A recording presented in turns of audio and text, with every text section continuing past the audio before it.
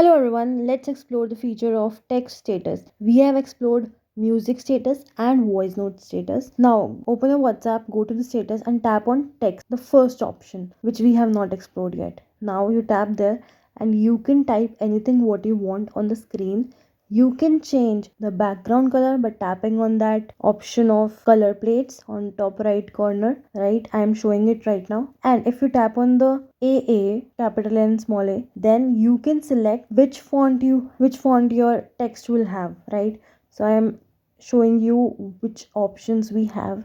You can explore on your own as well, and you can type anything you want. You can add the stickers also from your keyboard, and when you are done typing, selecting the background and the font, you can tap on the send option, which is in the lowest right corner, the green circle with the black arrow, right? And just make sure tap on done when you are done selecting the background color and text. And now I'm waiting for the status to be uploaded, and now everyone can see this status. I'm going to delete it right away because the text is not proper yet, but definitely you can use yourself on your WhatsApp to send a text status. See you in the next video. Tada!